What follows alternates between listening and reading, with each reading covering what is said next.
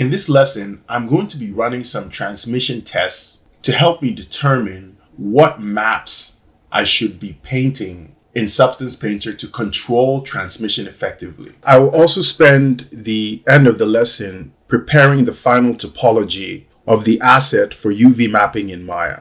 The main challenge that I have is to make sure that I am representing this fluid and the liquidated cheese that is fused with the fluid.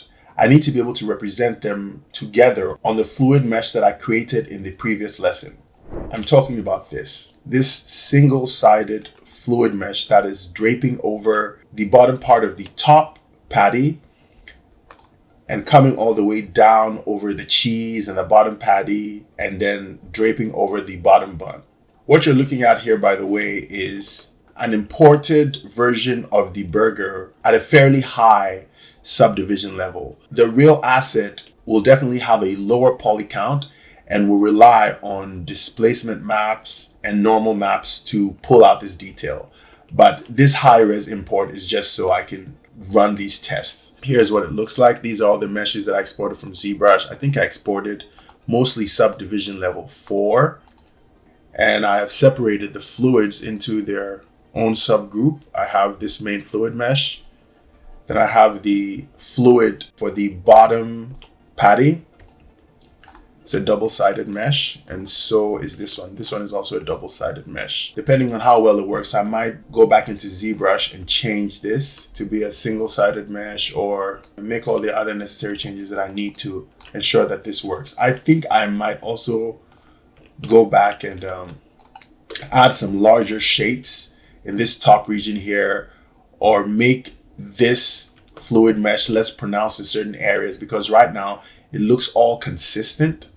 It's a really consistent spread of the fluid in the crevices, and in my reference it's almost like that, but in some areas the fluid is not as dominant. So I might go and make some changes to help me get a result that is a little bit more staggered. There's a little bit more randomized. That might also come down to me just pushing this mesh in some places to simulate that randomized sectioning of this fluid. Here's the first render I did with the default material settings that I have in Maya. So it's just one material that's had the transmission weight turned on and another material that has been set to a brown color. Now, this is my shot cam. If you remember, I set up my shot cam to match my reference. This is the camera. So this is the look depth camera, but I switched the focal length to 50. So that's what simulates that flattened effect that takes away perspective. If I go over here and I switch back to 35 millimeter, which better simulates what the eye does when we're looking at stuff in the real world. So most of these applications come with the default of 35 set for the focal length. Here is the first render with the 50 millimeter focal length. You can tell it's a lot now closer to the reference. So as I mentioned at the start of the lesson, the objective is to figure out what transmission settings I should be painting maps for. So if we go back into Maya and I select this standard surface shader, go to its settings so I can get to its transmission settings. There's a lot of parameters here, and my job is to determine which of these parameters need maps and which ones I'm going to rely on just this dial. There's color parameters, there's float parameters, and there's not too many integer parameters. So it's mostly color and float parameters or decimal parameters. And when transmission is on, it's going to work in conjunction with specular, and you can also use code settings. So let me get back to these renders to show you the progression of tests that I did. The first parameter that I started playing with after turning on the weight is transmission color. When selecting the color of the transmission, you have to be very careful about how saturated it is. If the color is too saturated, it drowns out the depth effect. So you see me over here initially testing a very high saturation, and I eventually bring it down. Here, I crank down the saturation, and now the color is less dominant and it will respond better to the transmission depth settings. The transmission shader comes with a default depth of 0. So all these renders you just saw right now at the top here, this was with a depth setting of 0. Here is with a depth setting of 1. And what that does is it makes this transparent mesh act significantly thinner. So this means that I do want to paint a map for depth because I want to be able to simulate this fluid-like effect here, this more watery type effect. And I want to be able to paint something like this, which is the liquidated cheese that's a little bit thicker and just have varying degrees of depth across the entire fluid mesh. Now this depth setting is dependent on scene scale, and based off of my scene scale, the sweet spot to get depth to work properly is between something slightly above 0 and under 1. So my values that I'm painting in Substance Painter will be grayscale values that are between 0, which is black, and a little bit under white, which is 1. So you'll see a range of grayscale values that are going to be used to control this depth float value here. In order to better understand how depth works in conjunction with transmission color, I decided to UV this fluid mesh. So I went and I created a UV map for it, a simple cylindrical UV map. So if you select this and I go to the UV editor, it's just a cylindrical map that maps it from top to bottom. I'm not too worried about these smaller ones. I'm more focused on this one. These smaller ones, I know it's going to be a easy setting. I just have to worry about making them look like fluid that's coming out of the meat. So that means they're just going to have the same settings. There's no need to wire in too many maps into this one. And with how messy it's going to be to UV this, I'm going to rely on automatic UVing. So it is definitely going to not be easy to be painting individual parameters for this fairly complex mesh. So I'm really going to count on just applying one material to it and setting transmission settings that match fluid, which is fine because that is what's in the reference. When you come over here, it's mostly fluid that's coming out of the meat. There's very little liquidated cheese over here. And the next thing I did was wire in a ramp shader with varying values, which I'm going to use to control depth. So I started with 0, which is pure black. Then I did 0.139, because as I mentioned, this is about the sweet spot where the depth starts having an impact with the transmission color. And then this is 1. So this is how it represents itself on the fluid mesh that has been UV'd. At the bottom here, you see 0, which allows the transmission color that has been selected to almost come through fully. Then at 0.139, you start getting somewhat of a transitionary color. And then at 1, you get something that just looks like fluid with no depth whatsoever. This is the one that looks thicker and this one looks thinner. So this is 0 to 1, right? And this is a transition. So this is going to be very important when I'm painting in Substance. I'm going to paint the regions of cheese and fluid as a mask. And I'm going to use that mask to control a lot of shaders, a lot of different colors. Over here, to better understand how the transmission color was going to work with scatter. So red for scatter and transmission color is this desaturated blue. And you'll notice that at a 0 depth, there's a lot more mixing of the blue and the red, which is a very interesting effect, which might be something that I want.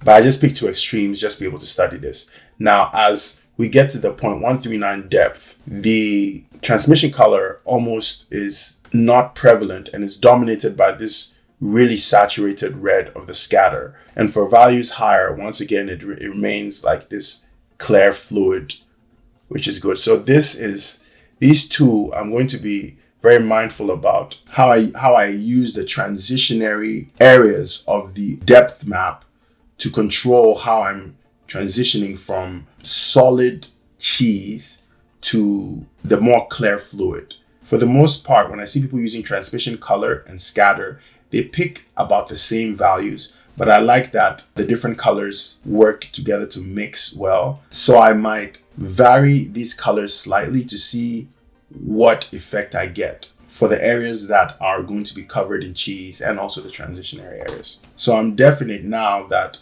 I'm going to need a map for color, I'm going to need a map for depth, and I will also need a map for scatter. And depending on how things turn out, I might just end up using the same map that I use for color for scatter. But I'll wait to determine that when I get the maps in here.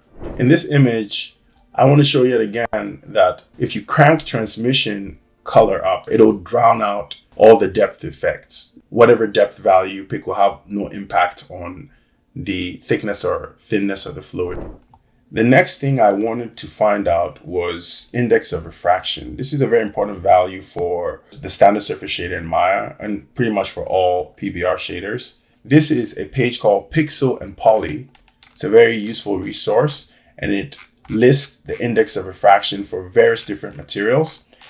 There's no cheese on here, but I did find milk, and the value for index of refraction of milk would be the closest thing to cheese. I compared that with water, which is what my clear fluid is closer to, and the values are fairly the same. Milk is 1.350 and water is 1.325. So I made a comparison of the default index of refraction that the shader is set to, and I compared it to that of milk. And I realized that I'm going to end up with something that's less specky. Over here, I'm testing this value called extra roughness. It's a roughness value that acts in an additive way to specular roughness. So this is the main roughness that my PBR roughness or glossiness map needs to be plugged into. And this extra roughness is added to whatever value you have over here. So I was just playing around to see how they both work together. This is with the spec roughness at 0.2 and the extra roughness at 1. This is that with both of them at 1, it completely drowns out any glossiness and makes it fully blurry, or what you would call fully rough. This let me know that specular roughness is the primary one that's going to be responsible for giving the fluid mesh its glossiness. It has to be set to a lower value so that we preserve the glossy feel of the fluid, and then this extra roughness would just supplement whatever I've already picked over here. And the last thing I tried out was changing specular color to a very prominent color to see what it's going to do to this fluid. And you can see these little highlights over here. It's I'm not quite sure how I'm going to use it, but it's good to know that I can get another tier of coloring from the specular color when transmission is set to 1. If I go into Maya here, I'm going to show the last thing I tested out, and that was coat. I set the weight of coat to 1. And as you can see over here, this is with a red specular color set. So this red specular color.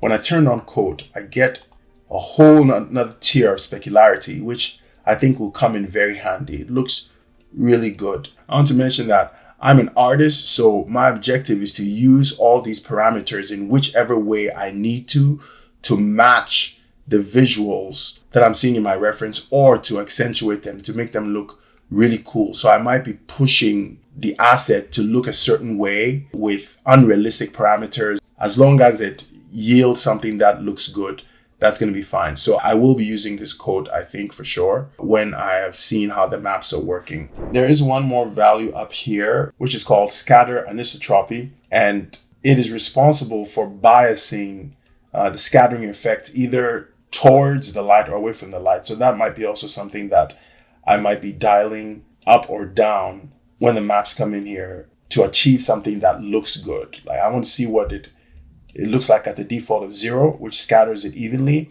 And then I might go under or above 0 to control the effect. So that's it for the tests. So as far as transmission is concerned, I know for certain that I'm going to need maps for color, depth, scatter, and potentially specular color. Everything else that I use will use the dials, the float dials over here. I will not need anything for base color for this transmission map.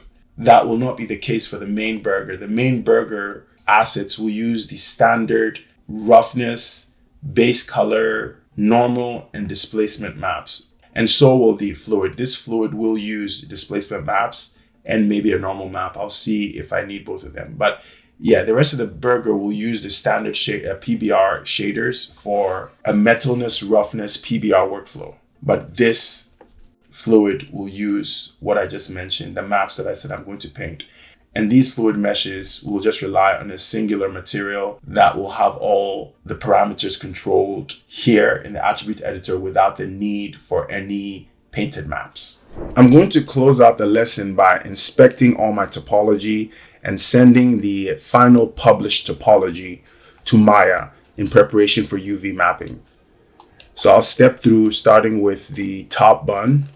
I think I did a good job of resurfacing all these to have good topology. So I should be fine. So I'll go to subdivision 1. I'll go all low. And taking a look at this topology right here, this one is doesn't feel so good. I don't like this separation here. So I'm going to duplicate it. And in this instance, I'm not using a complicated resurfacer. I'm just using ZBrush's Z-remesher. First, I'll delete higher with this duplicate. And then I'll Z-remesh at 5K first to see what I get. And this is cleaner topology. This will work better with maps. Nice, evenly spaced out. I will now hide everything and work on projecting the detail from this high resolution mesh onto this low one. So I will turn off, and I will turn off color because I don't want to project color. We don't have any color yet. I'll divide, project, divide, project. I have 124,000. The one I'm projecting from has 16 million, so I'll try to match that. So I'll divide again, project, divide again, project. I want to make sure I pull all the detail. Let me go close and see if I'm close to getting as much of it as possible. There's quite a bit more left. So I'll divide. Now I'm at 7 million. This might be enough. I'm going to hit up and make a comparison. And I think I have most of the data. Right? Anything more would just be excessive. I think most of this information came through. I'm going to zoom in and go up. Yeah. It's the rest of the detail is negligible. It's really small. To be honest, if I go up, I see a little bit of faceting on the main one. What I might do is just subdivide this one to get more resolution, to get that 31 million and smooth. Right, so I get smoother detail. So when we go real close to our displacement map, we don't see horrible faceting. So now that I'm done with the original, I can delete it. Let me make sure, let me check to see if it had layers. Not that it matters, but yeah, I had quite a bit of layers on here, but that's fine. We have a final mesh. I will now delete it and rename the new one top bun shell. And the next thing would be the singe. I'll go all low and check the singe's topology. And this isn't bad. This looks a little, I don't like these long strips, polygon strips. So this one, I might also have to duplicate it, come up with better topology. So I'll go delete higher, and then I'll Z-remesh it at 5K. This is a lot better. And then I will project from the original mesh. So I will come down here and turn off color and project. Let me check how many polygons. That's 13 million polygons. So try to come as close to that as possible. Divide, project, divide, project. And I'm going to go close enough to see how much data I've pulled. This is 13 million. I think I could go one more and project, and that should be enough. Yeah, that looks good. I've pulled enough information so I can delete the original and make sure this has the correct name, top bun singe. Move on to the next one. the crumbs, and this one is fine. Nice, evenly spaced out topology. So this one is good. I don't have to change anything. So I'll just rename it top bun innards or crumbs. Go all low and move on to the next item, the cucumbers. This is also really good topology. I remember resurfacing this one really well. The seeds are also really nice. Very nice topology. Although I feel like, yeah, I might go with something that is a unified mesh. I'm going to duplicate this and I'm going to take it to the high subdivision level and then dynamesh it. And do that. Let me delete lower and dynamesh. That is too low, so I'll go at a higher dynamesh number. That is still too low. Okay, so this is about a good dynamesh, just so it welds these two pieces together. And I could delete the original, but I'll delete it shortly. So once I have a unified piece, and dynamesh does a good job of creating a mesh that has good integrity, I should probably do a little bit of sculpting here to make this look more organic. So I'm going to take my brush here, my Damien Standard, pick Alpha 6, and just connect these better. Most of this is going to be underneath. All of it actually is going to be underneath the surface. So it's not a big deal that it's... Let me turn off backface masking so that I don't end up pulling geometry from the other side.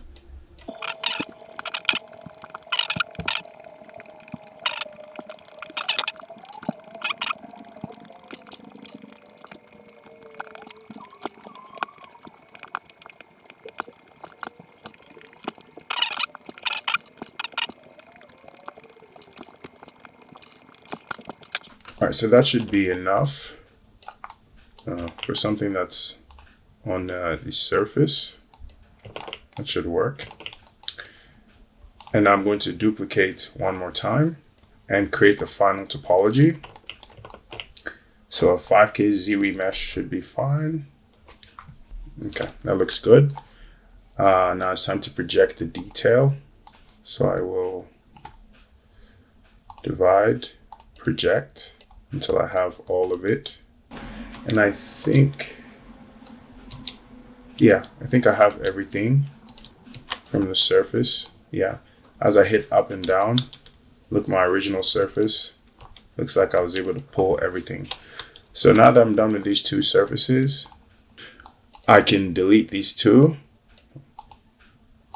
And we end up with this final piece here. I'm going to just run a quick noise over it.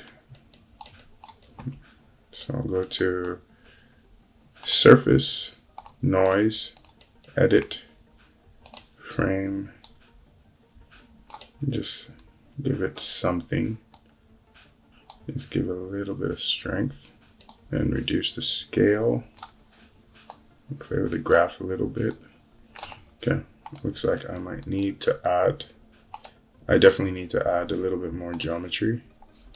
So I'm at 13 million now. And me apply to mesh.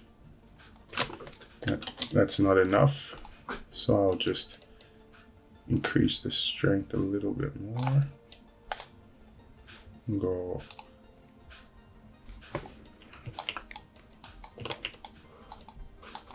and this should suffice. Yep, that looks good.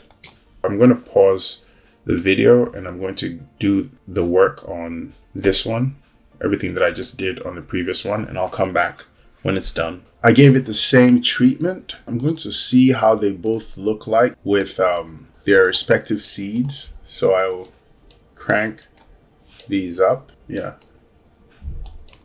looks pretty fine. Yeah, and like I said, I'm going to paint this side to be a little bit translucent so they can show through. But I think that's enough detail for them. And they all have the right topology now. So let's move on. The cucumbers are done. and move on to this cheese. The topology is a little weird at the edges here, but everything else looks fine.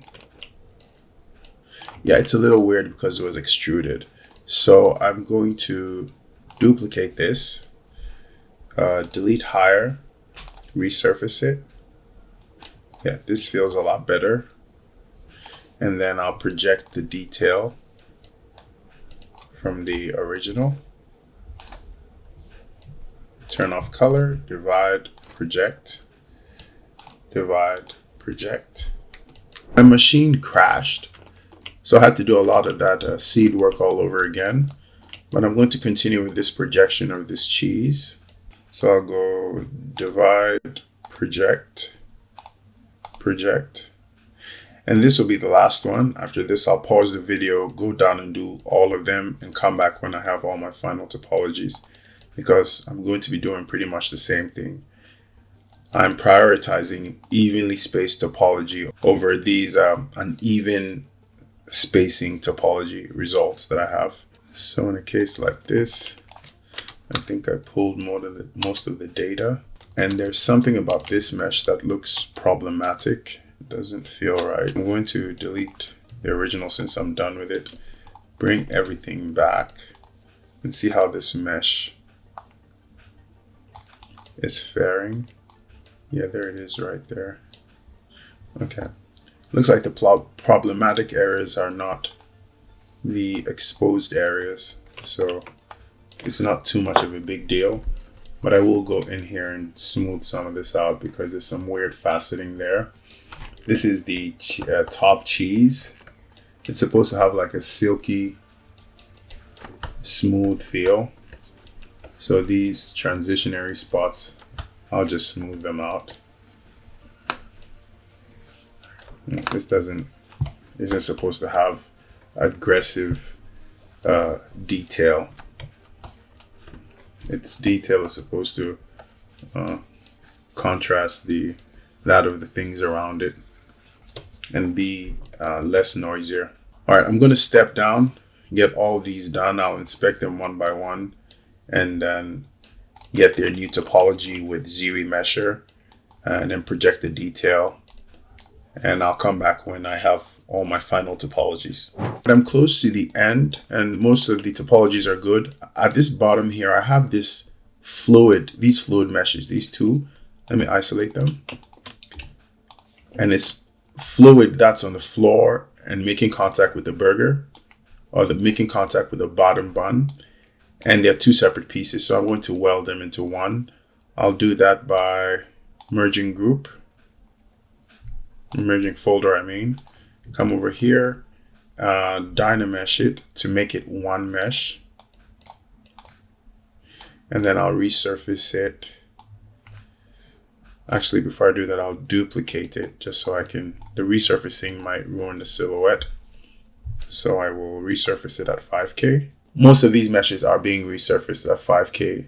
I might go through and decide what the lower subdivision level is going to be after all this. Let me hide the original and see how well this new resurfaced version works. And it looks pretty good. It's not bad. So I will divide it to inspect it. It does have a, let me turn on back face masking. It does have a more planar feel on the side that is facing the camera. So I'll use the trim dynamic to push it in a bit. And that should suffice. Delete the original. I should also make sure my naming convention is right because that's the way I'm going to keep track of all these meshes in Maya. It's quite a few meshes. And this here is my fluid mesh that has pretty good topology. And this is the charred meat at the bottom, which is also good. one of my goals at the beginning of this project was to make sure that the lowest subdivision level that I do send to Maya approximates the mesh as best as it can. So I'm not going for these low poly surfaces because that does impact the quality of the displacement. If you go for a surface this low poly for a film asset like this, then you need to count more so on vector displacement map. But if you're using a regular displacement map and it's this low, you'll see a reduction in quality of the displacement because the surface doesn't approximate your high-res mesh well enough. So right now I'm seeing some of the meshes that will have that issue, and one of them is this singe here. So this is pretty low. So maybe this would be better. This subdivision level 2 will be better as subdivision level 1. And the great thing about this is that I can always come back and reconstruct subdivision level if I feel like this 2 is too high. So I'm going to look at 2 and I'm going to go all the way up to the highest. Yeah, and this will definitely allow the rays that are cast out to create the displacement map to have a better results than this. All right, so I'm going to go to subdivision level 2, delete lower. And now subdivision level 2 is my new subdivision level 1. That should be fine. Inspect it for something like this too. This one I think is fine. The peaks and valleys are pretty high. But this is also really detailed, and this is, quite frankly, has a lot of overlapping detail that might not read well if this low res mesh, tries to capture it. So this one is also going to be problematic. So if I go to 2 and 3, 3 might do a better job as subdivision level 1. Yes, it will. So I'm going to go with 3 as my lower subdivision level. So I'll go delete lower. And this will be what I take to my 123,000. I'm going to go to the cucumber. These ones I think will be fine. There are not a lot of peaks and valleys, so it will do a good job of projecting this detail onto this mesh. And just to be on the safe side, I'll take sub D2. Delete lower. The seeds are okay. Yeah, the seeds are going to be fine. Let me go to the next cucumber and also take the sub D2. Yeah, sub D2. I'll do a lot better. Delete lower. These ones are going to be fine. These are smoother meshes. There's not that much complexity to them. It should capture all this detail fine. This one might be problematic if I go to the highest. Yeah, that's fairly complex. So it might be a good idea for sub D2 to be sub D1. And I could really leave sub D1 alone, but when I go to bake my maps, I want to be able to select one setting, one consistent displacement setting in my export options here. I want to make sure I'm baking for sub D level 1 rather than having to pick into each individual mesh and decide whether I'm going to take sub D2 of it or sub D1 of it. It's just better to make sure to just be baking for all sub D level 1s, and then I'll just get a more efficient workflow and I wouldn't have to be scrubbing through this subtool list, making unique displacement settings for each. So for this one, I'm going to take sub D2, delete lower. And then the top patties, these ones I really prepared for this. This was one of the highlights of this project, and I made sure that the topology for this region was really dense. so that I could capture all this cool detail in Maya. So this one is fine as is. These ones are really prepped very well. So if I go down, they've been topologized very uniquely, and they should be fine as is. This middle one is not as big of a deal because it's inside, you're not going to see it. So I'm fine with this. And also it doesn't have crazy peaks and valleys. It might have them over here, but I'm not really worried about this one. So I'm going to take the lowest poly one, should be fine. These are also good. They approximate the final surface pretty well, so they're fine. This sauce, I think, also does a pretty good job. Yeah, very good job. It is not too complex. The bottom chunks are also fairly simple and also have been resurfaced well to approximate the final surface. And most of this bottom bun is drowned in sauce, and the fluid mesh is draping over it. There's not too much of a need for me to worry about how well it approximates because it's farther in, but I still want to be on the safe side. So I think for all these bottom chunks, I'm going to look at this. This is pretty far off from the sub D1. So let me see if I can go with sub D2. Yeah, sub D2 might be the best choice for all of these. I'm going to go delete lower, go to sub D2, delete lower, delete lower, and delete lower.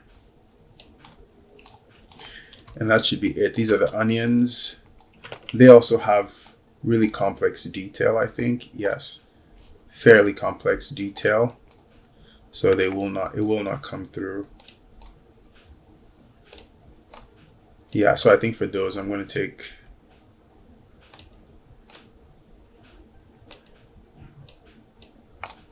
sub D3. Definitely not 1. 1 will not look good at all.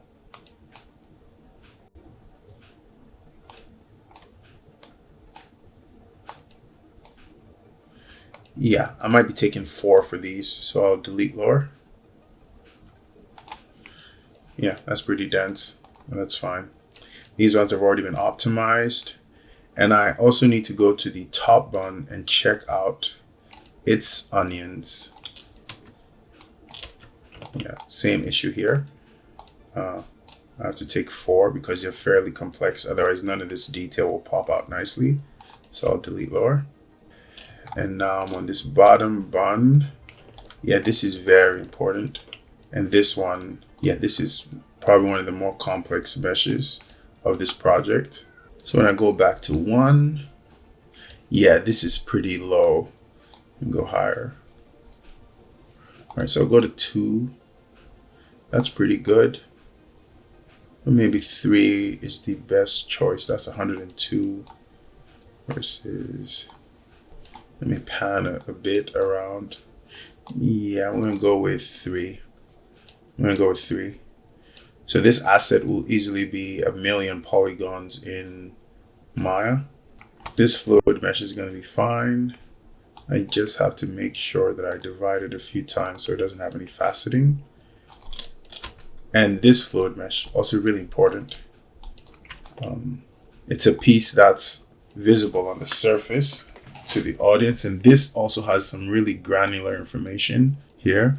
I'm not hoping to get this granular information on the mesh I take, but I do want something a little bit more dense, maybe like that. So subdivision level 3 will do a really good job. So I'll delete lower, and that should be it. That's all the mesh is optimized to approximate the high res equivalents as best as they can, so that the displacement maps can be of the best quality.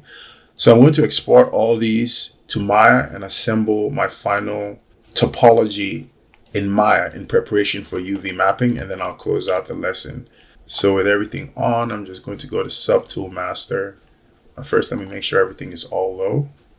So everything is all low now. All right, so I'm going to turn off the floor and go Subtool Master, Export, and I'll clear masking, show hidden points, definitely want that.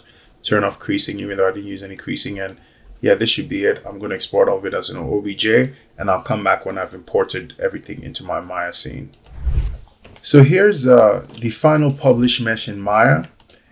It sums up to a total of 2.5 million polygons. That's what this asset will be worth in the way of poly count. So for those of you who are going to have access to it, those are my Patreon who are going to have access to it, and those who prefer to buy from my TurboSquid store. If you're not a part of my first Patreon tier, just remember that this is intended for film, and the asset will also come with a ZBrush version. So if you want lower polygon counts, you can just go back and reconstruct subdivision levels for some of these more dense ones. You can hit reconstruct as many times as possible, and it will do its best to go down as much as possible. But as I mentioned, this is for film, so this is going to be very good. 2 million is not bad. 2.5 million is not bad. So that's the end of this lesson. In the next lesson, I'm going to UV this thing, and then I'm going to go into ZBrush, bake normal and displacement maps for this asset, and I might also bake a cavity map to take into Substance Painter. And then I'll close the lesson by assembling the paintable version of this asset in Substance Painter. I'll use a common approach for that. I won't be using this mesh. I'll be using a high resolution mesh exported from ZBrush in Substance Painter, so that I can avoid having to load in normal and displacement maps into Substance Painter, which can be very costly. It can make for really large file sizes. So I will take higher geometry into Substance Painter, and it shouldn't slow anything down. The viewport feedback should be fine. It should tumble well in Substance. So I'll see you in the next lesson where I UV, bake maps, and set up the Substance Painter file.